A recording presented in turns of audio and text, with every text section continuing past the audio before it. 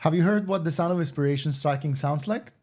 Welcome to La Mesa Talks, where we chase those lightning bolts of creativity. My name is Oscar Mota, and for the past 7 years, I've been in this wild ride with my team at La Mesa, tracking down those electric moments where ideas explode into reality. We're not here to play it safe or stick to the script. This is where we dive into the beautiful chaos of creativity, where we celebrate the rule breakers and the game changers who are reshaping what's possible in the business and in life, of course. So, and speaking of game changers, I'm happy to have my bestest friend, Lorena Lumbaque, with us today. She's the powerhouse behind Happy Kiddo Books and the author of Un Regalo Llamado Colombia. So picture this. A branding strategist in the UAE, raising a multicultural family, writing a children's book, and crushing it in the business world, all while staying true to her creative spirit. How cool is that? Huh? Ready to get inspired? Grab your favorite drink and let's jump into this amazing conversation about turning creative passion into epic success. Welcome. Well, Lorena, Wow. what a pleasure to have Thank you you here. so much for having me What a pleasure here. to have you here, Yeah, of course. It's so rare to be on this side of the table, talking Why? to you in a different language. Why? Yes, it's You like... know, because our relation is very intimate at some point, so it's rare to share some thoughts like this way. It's true. So what we're doing at the beginning, what this effort's all about right now, is to give a platform to the people that has made things happen for La Mesa and for me personally, because I'm surrounded by so many talented creatives and entrepreneurs and just brilliant minds that we wanted to leverage that into creating a platform for sharing those ideas. Why we want to do this? We want to create a space where young creatives, and in particular young female creatives, Not that young sometimes. have a point of That's still young, not that much. have a point of reference into just what is it to be inside that turmoil of creating happening in the region. But as I always say, let's start from the beginning. Okay. What was that turning point for you? Like here, I mean, because it's been 18 years in the market. You have plenty of leadership or just executional roles. But what was that turning point for you when you realized that creativity alone was not going to make it, and you said, okay, I need to embrace this business hat, put the business hat, and embrace this business life. Okay, that's a good question because, we creative people are always bragging about being super creative, mavericks, outcasters, free thinkers. And there is nothing that is more opposite to that idea than being on the creative side in an agency or on the client side. We create and come up with so many ideas during a day, during a certain time of, across all these years that I've been in this industry. However, we always get trapped in that bureaucratic loop. So you have an idea at the beginning, that idea has to change because of X, Y, or Z reasons. So you are not always the owner of your own idea. So particularly with this book, I don't think that was the thing that I was looking for. This is something that emerged just because, so I was literally sitting with a friend of mine discussing, the struggles of being a mom of our kids, raising our kids far from home, because she as well as I, we raised our kids. My kid is Colombian. We're both Colombians. Her kids are half Ecuadorian, half Colombians. So she's facing more or less the same struggle. So we were literally actively looking for books on how to transmit the idea of our roots, of our Colombianness, if we can take it like this. Using books as our primary, tool.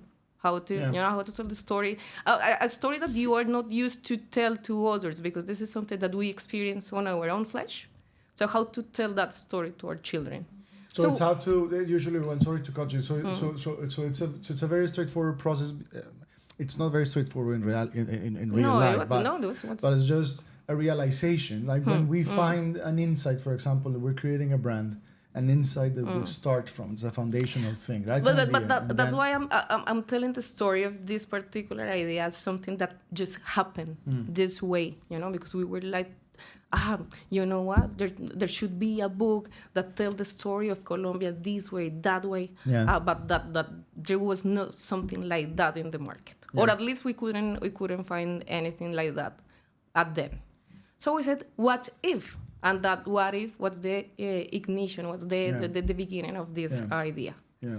Then when we started, let's say, brainstorming to create this book, it's when we really faced the most important challenges of the creation of this particular book, something that I never faced before with other projects because they weren't as personal as this project is for me.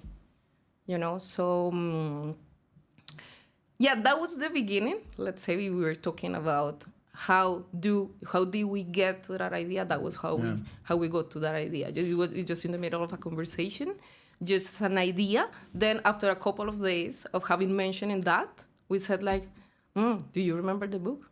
Let's do it. Why not? Why not? Yeah. A what if and a why not. So in the in-between it's something that we're preaching all the time when we're mentoring young creative startups. And mind you, this is a platform for that. It's maybe not so young creatives, but also young creatives, especially young female creative, is that you need to understand and you need to learn how to monetize your passion. It's okay if you want to be a dancer, but how productive can you be being a dancer? Like really, in the real world, you need to be productive somehow, right? So with the what if something happened, there's a process where you can identify how to monetize it. And then the why not is very much in Dubai style, build it, they will come, right? So you have been successful for the short time that Happy Kiddo has been alive, which is fantastic. It's something that those of us who know you and surround you are extremely proud of, specifically because of the impact and the speed of how it happened. There's the publishing books that take years to just hit on the first hit. You guys took a couple of months. You've been showcased and published in Colombia. You've been you appear in many occasions. But on the business side, in between that what if and why not, after that is, what do you think that has been the hardest part into building a sustainable number one, partnership, because you're not alone, a partnership, business partnership, and a sustainable operation in the business while staying true to that what if, to that creative spirit at the beginning? That's a pretty long question that I need to break down into different topics. So let's start by the idea itself. So we discovered, it started like literally a book. So let's create a book, why not, for our children. That's how it started. Then we said, okay, once we got to that specific idea, was key because there was a long process of brainstorming till we got to the right storytelling that we wanted to use for this book. And let me go back maybe a little bit on the process. When you have to think about a country, your common ground is to start describing how the country is in terms of nature, geography, animals, flowers. In one specific case, because you are also Colombian, so you think about coffee, you think about football, you think about a certain number of topics. But we said, you know what? When you are an expat, when you leave home, you start facing or you start embracing a different perspective on what it means to be a Colombian. So we decided to move away from that idea of describing the country, maybe in a more innovative way, with a super cute, character design or whatever, to go for something that it's more ingrained in the identity. Identity, it's something that when you live in Colombia, hardly catch in a very clear way. Yeah. I don't know, maybe for the people that is listening to us who are not Colombian. When you live in Colombia, everything is about where you come from, who is your family, your city, your last what's name. the school you went to, what's the neighborhood where you live, what's the university where you went. I think it's a more Latin American thing. But most probably Latin American. But these are the aspects that normally shape your identity. when you are away, nothing of those things are really relevant. So you need to start your own discovery on what are the things that connect us all when we are outside or out of our country. And this is where you start looking to your, peers and in this nationality or identity. You know what? We have a couple of things in common, and that and if you are successful on a topic, I'm being more than proud of you. Like if you were family for me. So, okay, there is something regarding identity that we are trying to reflect through this book. Having said that, the mission of the book, I mean, we didn't look for it, but we got it. But we crafted at some point. It's a great mission. It has a great mission at its core. So, it's impactful, it's meaningful. So for us, scaling the project or looking for the sustainability of the project, it's a consequence of how big is the mission that we have with this book. Yeah. You know what I mean? Yeah. So it's like, okay, this is something that it's worth fulfilling as a purpose, but that it's something that is also worth scaling for the book to get each corner of the earth where Colombians are raising children. And I think furthermore overflows Colombian identity, because if you think about it, you could have a gift, Un Regalo Llamado Guatemala, a gift called Mexico. So because we have, by definition, so rich identities that are just misplaced because we're boxed by conception, stereotypes, and media. But like that, Happy Kiddo has a very nice mission at its core, which is really communicating identity through fun storytelling, and beautiful imagery and whatnot. So now that gives me a great segue. I'm sorry if you want to continue, but it's super important, because again, and I cannot stress more the fact that because La Mesa is a female-led business, and our staff is female, and I grew up with 8 very strong female figures. For me, that is inherent. It's in my DNA. I'm not a feminist because of I wear purple or green scarves, because I am. And it's something that is really overlooked or just pushed on the side, which is being a mom, because you guys are mothers. Yeah. And that has a very, very, very strong influence in the way you act, think, plan, organized, and everything that you basically do in your life. So with that, what if turned out to be a very beautiful mission at the core.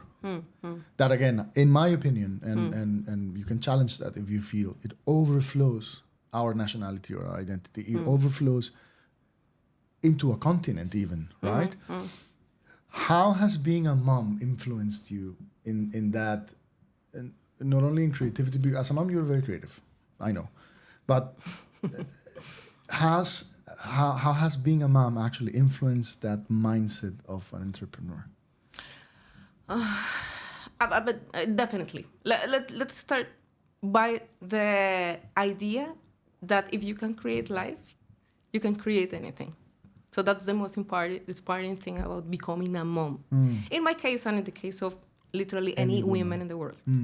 So that was the first thing. Second thing, it's this idea came up because we were thinking on our children. So, okay, how to pass this a story to them, right? But I never pictured myself writing books for kids, that was never my dream. And again, coming back to the business, we realized that we had a business when we saw the potential of this story to reach more people, to connect with more Colombians, to connect with that. So sustainability, and I was thinking about that when you sent me the questions in advance, like, okay, how can I tackle the idea of sustainability of a project that is just starting? But even though it's very new for us, sustainability is something that the book itself, it's somehow, the results that we have obtained so far are leading the way towards where to go. So just to give you an example, and this is probably something that many content creators and digital creators tell when they talk about the good practices of their businesses. Okay, listen to your audience. Our audience, for instance, just to give you an example, when are you coming to Colombia? When are you going to start selling in Colombia? next step, we're going to sell in Colombia. You are. No, but Have your audience right in your living room. yeah. You have to tell your audience to go to sleep at 7 p.m. But that's a completely different story because Maria, my daughter, she has never read the book. However, the brand behind Un Regalo Llamado Colombia is Happy Kiddo. So in my phone, I don't have it here with me, but I have a sticker of those that we gave with the book. And Maria said, "Oh, Mommy, you have a monkey in your phone." And I said, "Yeah, you gave me that sticker. Yes, Happy Kiddo." So I was very amazed by the fact that she remembered the name of the brand, but because of the good practice that we have been putting into practice from my knowledge of all this 20-year career in advertising. So she remembers and recalls that Happy Kiddo so much, So this is really resonating with her.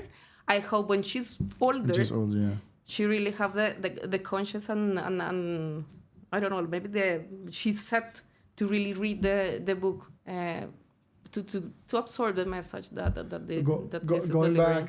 Going back to that motherhood / leadership role, I think that's a wonderful golden nugget, as I call it. If you're able to create life, you're able to create anything, right? We participate. We male participate in the creation of, but we're not responsible of, which is something that in the creation of life. In the creation of life. I mean, we it's a combined effort, but it's very beautiful how you put it. With that in mind, how has your decision making changed, or how is it guided by those principles of being a mother? Because being a parent, regardless of being a mother or a father, it's all about decision making in the spot, right? Contained, strategic, like very powerful decision making that can be lift up that pillow or can be let me guide you through, right? So how do you feel that being a mom, and I know you don't think about it, but now that we can just discuss this, how you think being a mom has shaped that decision making in business specifically? Yeah, that's a great topic. I mean, when you become a mom, you start conciliating different terms, or start like absorbing different ideas that were somehow far from your understanding. So when there is a completely different thing talking about patience when you don't have children versus when you have children, or resilience when you don't have children. Maybe that means a completely different thing. But when you are a mom or a dad, because that's exactly the same experience we face, both male and women, nurturing someone who's just starting their life. So for me, there is a direct comparison between having children, between having projects, because you have to nurture your children the very same way you nurture your projects. You have to guide or hold the hand of your children to help them transit childhood in the very same way you have to hold the hand of your business to transition the path to success or to growth. Yeah. So I think we are more mature to undertake a project of these dimensions. So that's why people say, like, my projects are like my children. But that's a different. That's my baby. This is my baby. But that's a different idea when you have had real children. But nothing against people who don't have children but have successful projects. Probably there is something similar in it. But I think motherhood has helped me shaping those skills that I needed to push my business forward in a way, That's wonderful. And now, talking about operations specifically, we've talked about scalability, which is very important. And I have a view, I mean, for those people that are watching us or listening to us, it's clear that the wonderful thing about Happy Kiddo is how clear identity is at the center of the DNA and everything that you do. So that's going to allow you to scale now. And we've discussed about the what if and what not to convert stuff. But now on the actual operation of the thing, remember this, we want to have practical lessons out of this. Yeah. How do you approach marketing and promotion, not only in a super, super crowded competitive market like the UAE or the GCC, mind you, UAE, Saudi, and other countries, but on a very noisy publishing world for parents that are in all four corners of the world? How have you managed to sort of simplify and really perform such a good job into telling your story and promoting Happy Kiddo and the book? I mean, this is actually one of the biggest challenge of how to scale this business. Because whenever we have the chance to tell the full story, the story behind what moved us to create this book, it's like the speech, the narrative that we use is very compelling because it comes from our heart. It taps directly into an insight that makes you feel relatable to this product. Let's call it product, book, or whatever. But when the book is just out there, displayed in a shelf, that's a completely different story because that's a cold sell. A cold sell. Yeah, that's a cold sell. It's a cold promotion. So it lacks of the familiarity that we are looking to transmit through our content like that. So scalability for us, for the type of project that we have, for this portfolio of just one book that we have nowadays, it's represented in strengthening the distribution network.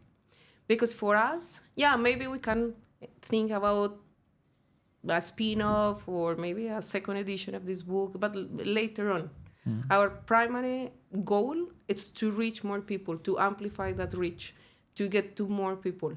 So we have identified, because this is an extra challenge with this book, because we're trying to reach Colombians who don't live in Colombia.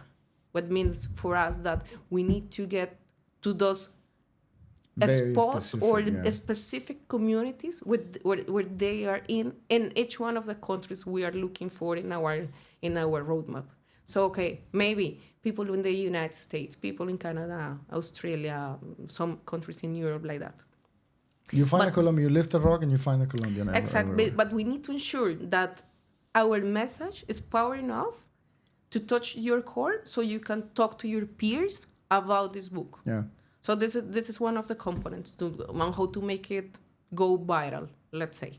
And on the other part, the more we can extend the story behind the book, I think it's one of the key success of this particular product. Because again, we're not selling apples and bananas or bags. Yeah.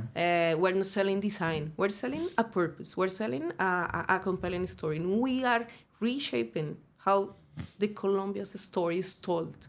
And this is something that we as Colombians needed for ourselves. So we're reshaping the story not only to outsiders, we're reshaping the story to ourselves, therefore our children. Interesting. Un Regalo Llamado Colombia, which translates to a gift called Colombia, named Colombia, has right now two different formats. You have the book and you have the audiobook. Yes, and we have the book, but we have this hard case book and a paperback on Amazon. So the book that we have on Amazon has, I'm talking about reach, goes to different countries in the world with a different quality, let's say, because our aim is to become, let's say, a souvenir. Present. So a present, literally a present. We want people to keep this book in their bookshelves because, I know your children start outgrowing. You need to move things away because they are not interested anymore in certain type of books. But this one, we want people to keep this one because no matter how old you are, and this is based on the experience that we have had in our events when we present the book, especially Colombians who have been living abroad for more than 10 years, 15 years, 20 years, they feel so moved when they listen to this story. So we believe that there is something Because important in it. Yeah, absolutely, it resonates. My question was more on, does Un Regalo Llamado Colombia, a person named Colombia, exists? Do you foresee it existing in other formats? Will Happy Kiddo innovate in other formats? Like now, there's a lot of innovation and possibilities with artificial intelligence and image creation and just, the formats creation, animation, song. So it will be a multi-format story? Yeah. I mean, again, maybe I've been so repetitive, but this is the key of this specific business, and these are the learnings that we have learned so far with this specific idea, because this is tailor-made for this idea. So we are picturing some other idea in the near future, maybe in a midterm more or less.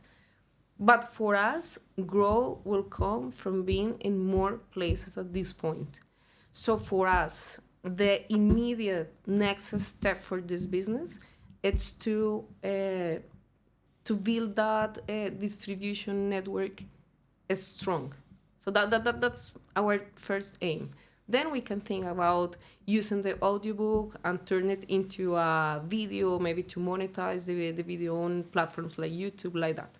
But for us, the primary source of revenue at this point, it's the book itself. Now, coming back to something that we haven't talked about, and I think it's important for the purpose of this podcast, is we were the first believers in this book, which means, of course, this is not something that it's, just a hobby, yeah. It's not a hobby. It's something that we are taking seriously. As seriously that when we wanted to, reflect or the price of this book or this product as in a way that makes sense with the importance and the impact that it has. It started with us investing in this idea, so we put an important amount of money to start this project because we believe in that. Now, we are making decisions business-wise based on a timeline that is of course, that reflects, again, the idea, the mission or the vision that we have for this book to achieve. But also, we have to learn about how to break down the cost, how to analyze, the cost of production. That's why we are not thinking yet on how to transform this book into more spin-offs, into more things, because we know that each little step requires also an investment. So the investment that we have put at the beginning, that money that we are risking at this point, it's something that we are sure that we will try to get some money back. You know what I mean? So this is an extra layer of motivation. So we are not only putting our ideas out there, we are learning how to do it better. We are learning how to manage things.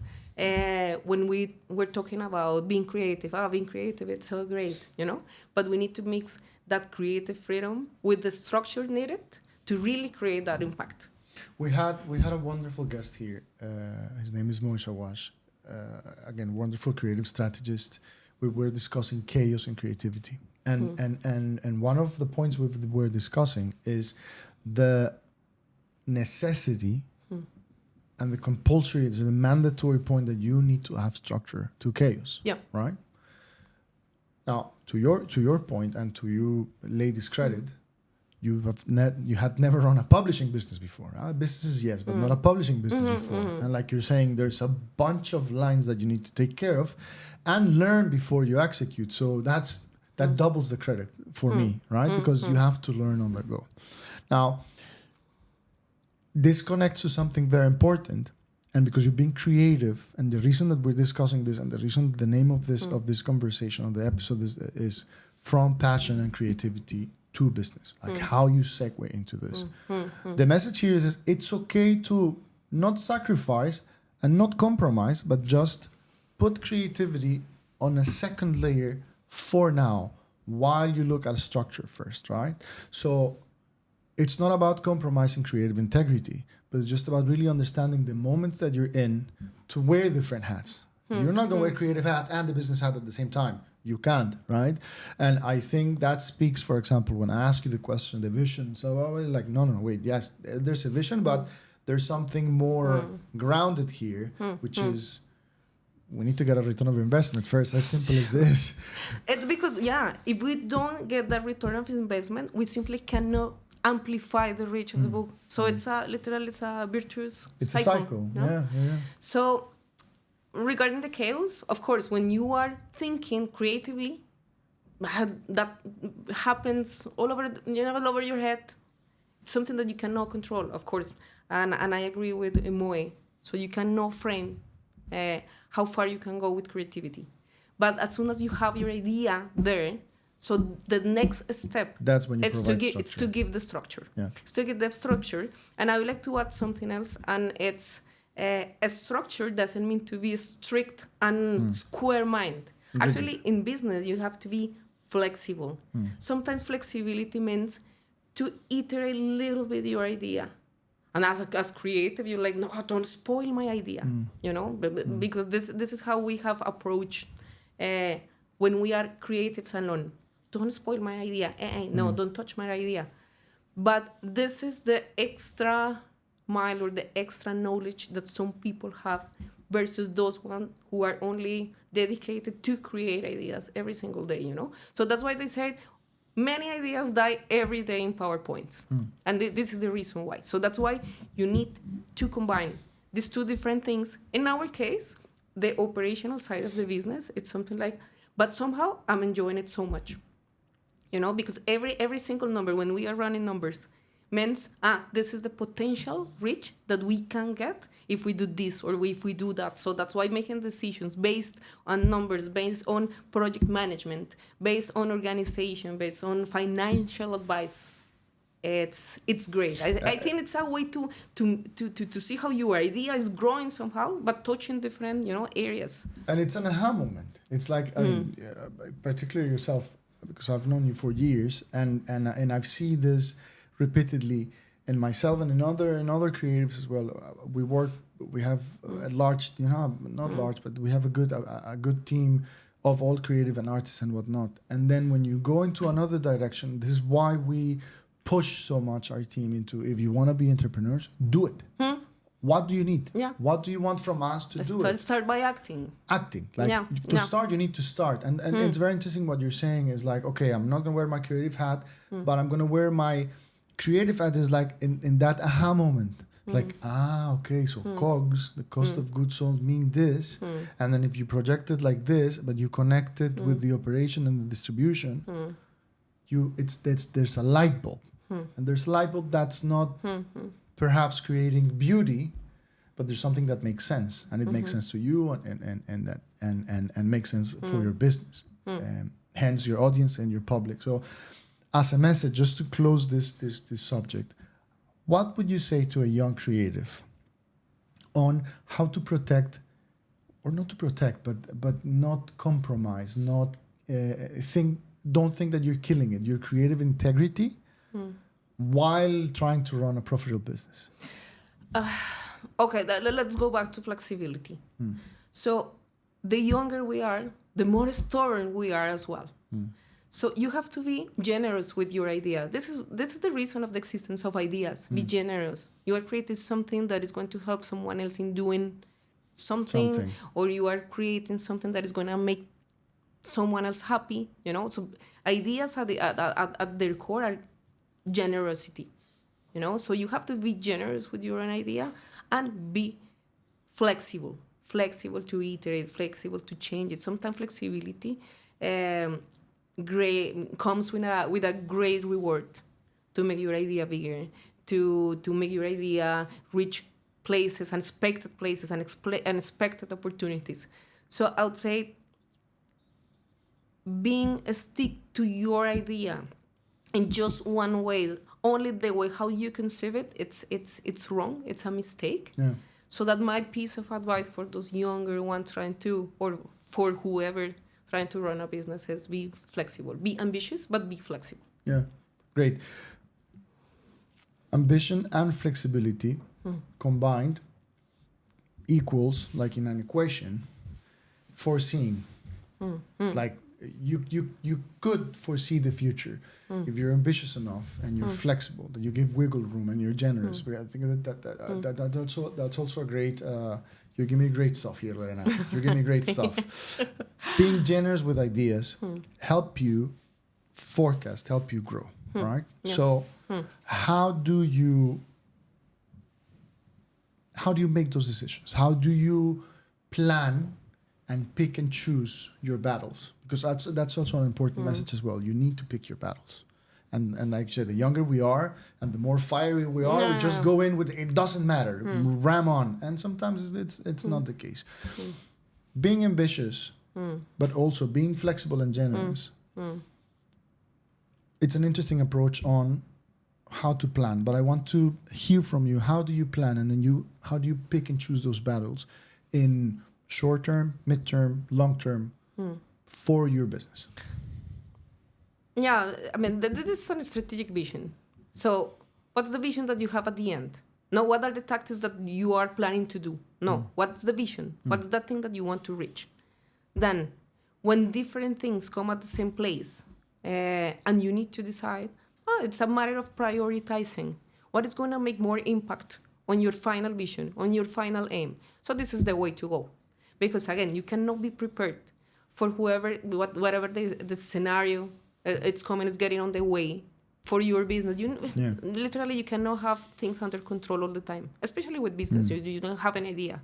Yeah, you can be prepared. Actually, this is one of the challenges when you start like growing your things. Like, okay, that was great, that worked perfect. Now what? Yeah. now what I'm inventing, what I'm creating to that makes the bell sound in the very same way that's strong. So yeah, I don't remember where we that's so there's another important bit here, which is identity. We are very Latin American people. I just don't say Colombians anymore, because segregating us from the big picture, it's incorrect. Because if you think about Colombia, Venezuela, Ecuador, and Panama, you are so similar. We are the same. We're a single country. We are the same, regardless of whoever wants to say what and whatever issue there is. We are the same. Same thing as Mexicans, south of the United States, Guatemala, and a part of El Salvador. They're the same. And it's not wrong, right? So this is why I don't want to mix it out. We Latin Americans have a very particular identity and have a very, very particular way in relating to people, communicating messages, doing businesses. Correct. As a shaking hands, your word is your bond. I trust you. I don't need a paper. In the side of the world, it's a little bit different. Do you think that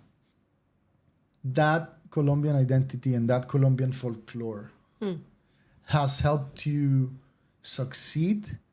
Again, your partner is similar, because she's Ecuadorian, married to a Colombian, Colombian kids.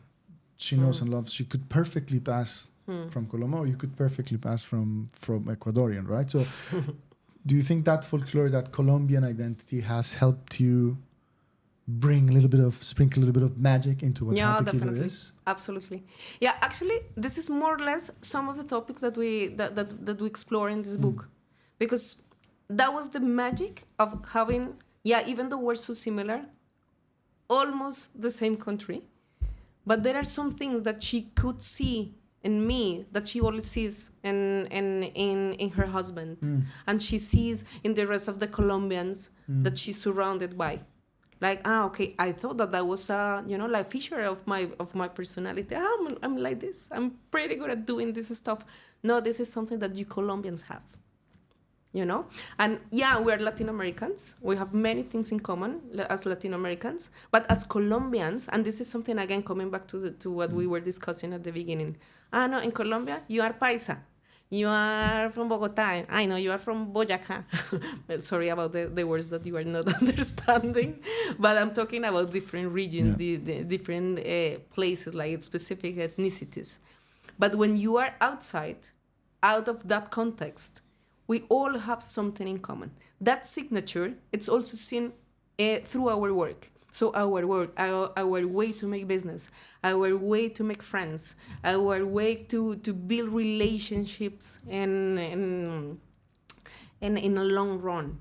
So we create different things. The outcome of our work is different. The outcome of our creativity is inspired or fueled by different sources and that we share, that we have in common. So I definitely think that Colombia plays a big role in inspiring and informing the way how I approach to curiosity, to creative processes. Yeah. So that was going to be my follow-up question, is like, do you think professionally and personally that differentiates you? I mean, we're in a place where there's 150 nationalities for sure, and they speak multiple languages and dialects. But do you feel differentiated among the crowd now that we work with different markets in the region because you're Colombian? Do you think that you're preferred because you are Colombian, and that what you're saying, you sprinkle just a little bit of magic? I mean, yeah, of course. I think each nationality should be able to recognize what their strengths are. Okay, maybe if I'm Indian, I'm very good at, playing with numbers. Maybe better than a Colombian. It doesn't mean that a Colombian cannot be good at doing numbers or doing maths. But our upbringing, oh my God, our upbringing, it's so specific that somehow we're more playful. We have those games in the street with the friends of the neighborhood.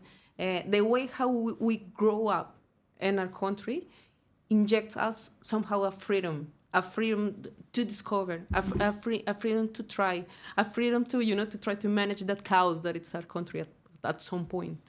So all those elements of how to navigate our culture are the same elements that we put into practice when we work and when we are abroad. So maybe, this is a problem that it's difficult to manage, but me in my Colombianness, again, I have a skill, I have something. I know how to do with how this. to use it. I know how to fix this with a little bit of my, my flavor. Yeah. And in my personal experience, if I can share it, is I'm married to a Lebanese, so half of my family is now Lebanese. I love Lebanese talent. If I could only hire Lebanese or Colombian, I'm biased because I've seen greatness. However, there's greatness everywhere, right? Lebanese tend to do things in a certain way, and they advise me to be more, Lebanese somehow in a way of dealing with businesses. But the truth is, I could never do it like this. And this is why, and we've shared projects, and we've shared clients, and we've shared the highs and the lows in these projects. What we get is, and quoting a very, very, very dear friend that we love very much, what the problem with you guys is? That there's no another one of you. Yes, exactly. So I think that's wonderful in terms of being recognized from your identity, attached to who you are. Yeah. So it's not Lorena Lumbaque or Oscar Mota, is Lorena Lumbaque, the Colombian, right? So I think that builds up something very nice. And listen, we can be talking for hours and days of this and other stuff, but there's something very important that we have an approach, and that's the story of the book. Because, again, as a Colombian abroad and as a father of third culture kids, it's a Colombian Lebanese born in the States that lives in somewhere else. It's just a mix that you don't know how to recognize the identity. Tell me, without spoiling too much, or if you want to spoil it, the story about the book, because I know it by heart, but I want people that are hearing and listening us to really get a hint so they get the book. Okay. The plot twist of the book, or the question that we are trying to highlight with the book is, how can I be Colombian if I wasn't born in Colombia? That's the question that we are solving with this book. So the way how to answer to that, it's a combination between all these elements of our identity that can be easily observed by others, and a sort of poem to the country. So for me, and I don't want to extend so much this session, sorry about that. But for me, it was a cathartic process. Because when I left Colombia, I said, I started not because I used to love my country so much, especially my city. But when I left Colombia, I started facing unkind comments from people, stereotype images of what it means to be Colombian from people who have never been to Colombia. So those kind of, annoying things help you like take some distance from your country. So for me, it was a process on, listen, stop. How can I tell a positive story about Colombia to my children? Because I know, and especially because we live in Dubai. This city, it's something special because here, nobody belongs to this place. It's like, okay, we are all living together in this place, but none of us really belong to this place. So what you have for you to, to discover to your own discovery, to your own journey of, okay, who I am. It's your identity. So it pushed us to go and try to look into our roots to see what is in there. And this response to the roots. So the response without spoiling and without spoiling, because I cannot spoil a poem, But Un Regalo, a Gift Called Colombia, resembles one of the sentences in the book that says, and help me if I don't get to crack the right translation, but being Colombian, it's a present that you receive just for yourself, but for others. But no, it's just for yourself, but you want to share with the rest of the world. So this is something that you can keep it just for yourself, leverage those things just for yourself, for your own success. But we Colombians are generous, coming back to ideas. Well, so you are sharing this with the world. You heard it here first. We're going to link for you guys the accesses to Happy Kiddo Books, to purchasing and sharing and gifting the book, because it's a wonderful gift for us Colombians to understand and share legacy, but it's a wonderful gift for other nationality that want to understand us and why we do what we do. We always close with something very cool and very interesting with our guests, Lorena, and this is just a rapid fire. So I'm going to ask some questions, and then we're just going to be quick. What's the best creative advice you've received? I can remember just one, but I remember something that resonated so much with me, and that it's push yourself out. Being constantly sharing updates about you, about your journey, post about yourself. Don't be shy. Don't gatekeep. Nice. I love this one. What has been your proudest mompreneur moment? I love that combination, mompreneur. Actually, I don't like the term mompreneur, because I think that it tends to narrow the scope of being a woman in business. But my proudest... maybe when my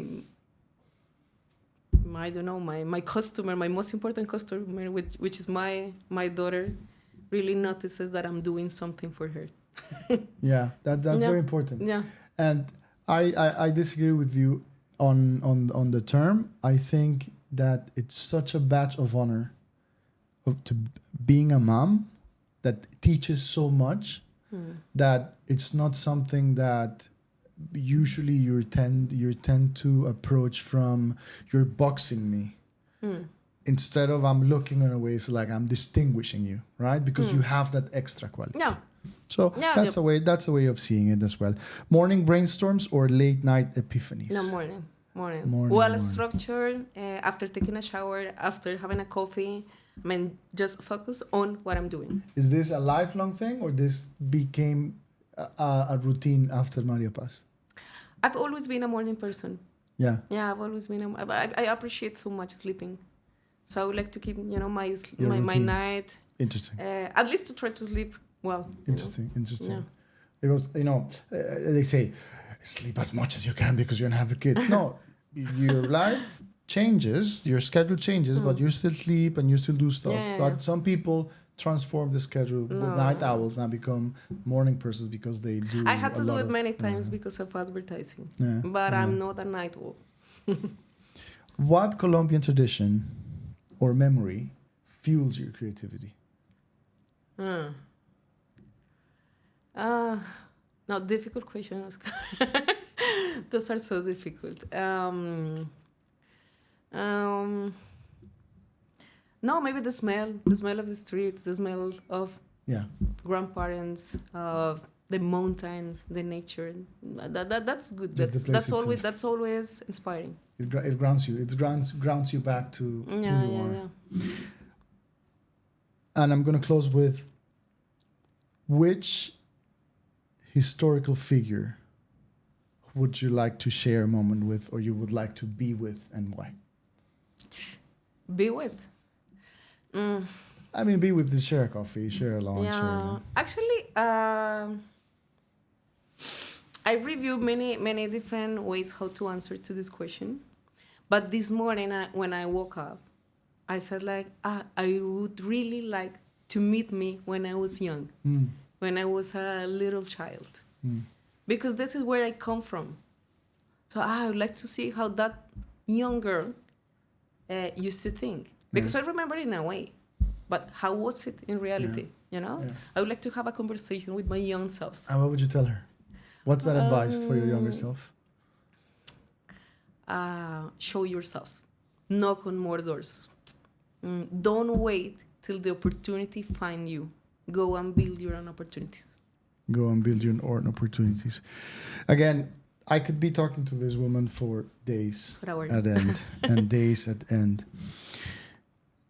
I've loved to have shared this moment with you and shared your journey with the different lens, from a different lens, and really understanding how this being a mom and being a wife and being a professional and being a leader and sort of fuels you up every time. Again, I know you very well, but this was just a pleasure to have another perspective and just just as simple as be talking in English for other people to come to us. Today we've seen that turning passions into profit is just not about strategic business structure or about more rigid stuff. It's more about identity. It's more about the right mindset. Generosity, about believing first in what you have to do, and most importantly, to little Lorena, showing up and showing off. So, thank you for tuning in. It's been a pleasure. Thank you. We appreciate you very much. I really enjoyed the moment. Thank you. We always enjoy your presence between us, with us, working with you, and just I hope we can repeat this and have a part 2 when Happy Kiddo has just expanded so much that we're gonna have to chase you and bring you back in. Thank you for tuning in, and we'll see you next time with more of La Mesa Talks. Thanks.